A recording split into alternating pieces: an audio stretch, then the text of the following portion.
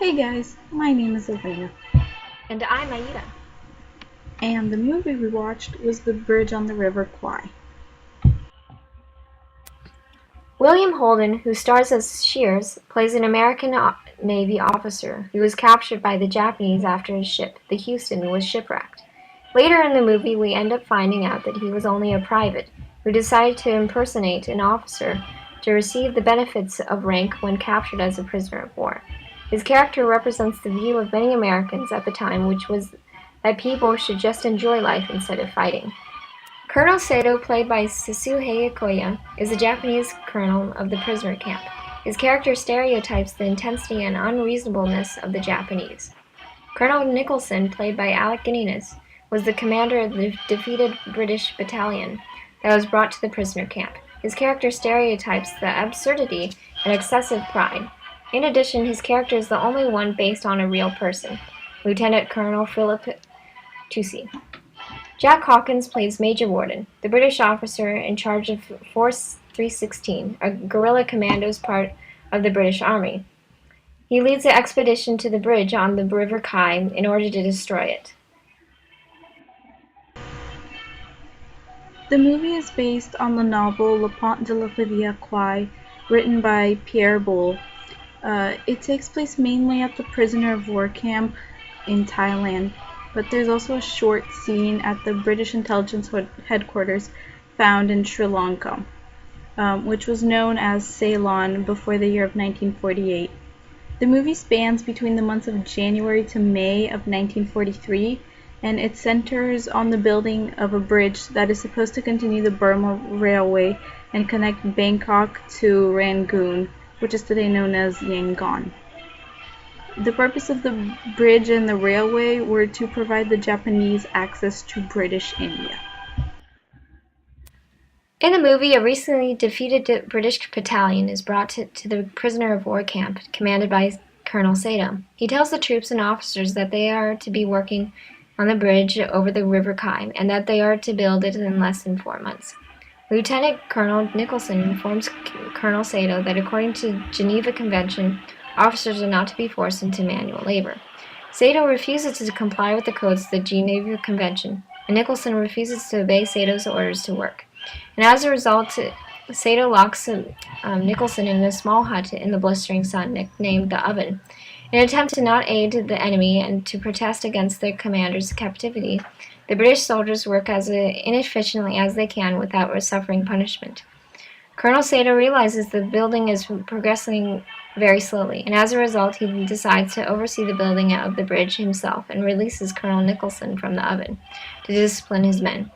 Colonel Nicholson disregards the fact that the work will aid the enemy and decides to build a very durable bridge in order to embarrass Colonel Sato and the Japanese by proving that the British are superior engineers.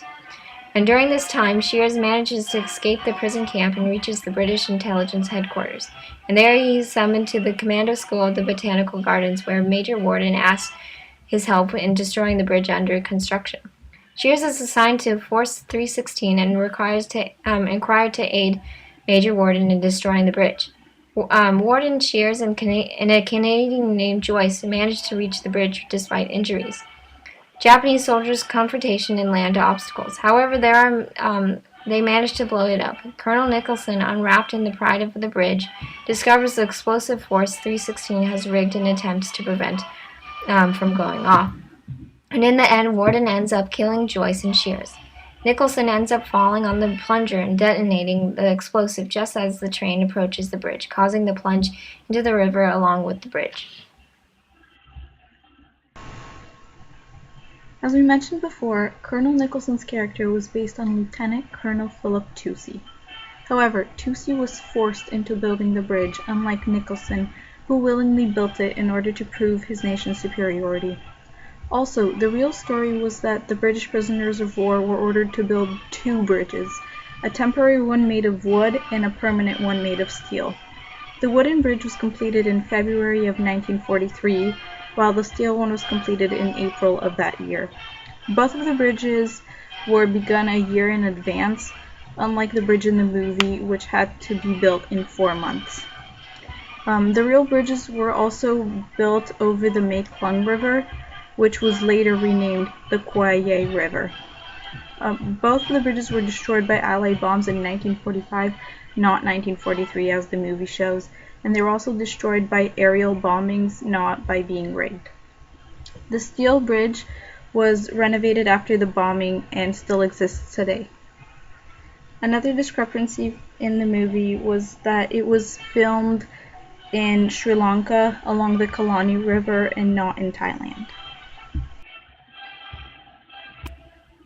The movie makes fun of military pride and honor by having Colonel Nicholson want to avenge himself so badly that he ends up aiding the enemy.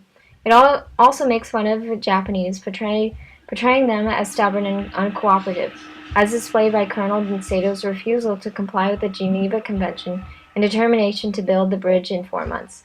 The American in this movie represents the unwillingness of his people to participate in the war by being sarcastic throughout the entire movie, starting with his mocking eulogy and ending with his volunteering to destroy the bridge after being told he has. Overall, we really liked the movie. We really liked Shear's character, so we were sad to see him die at the end, especially since he worked so hard to escape and all he wanted was his freedom. We liked his sarcastic comments and overall agreed with all of them. Furthermore, we liked that the movie portrayed the stupidity of maintaining honor and one's pride. However, we did think that the prisoner of war camps were supposed to be more strict and hostile compared to the one they displayed in the movie. And thank you for watching our video.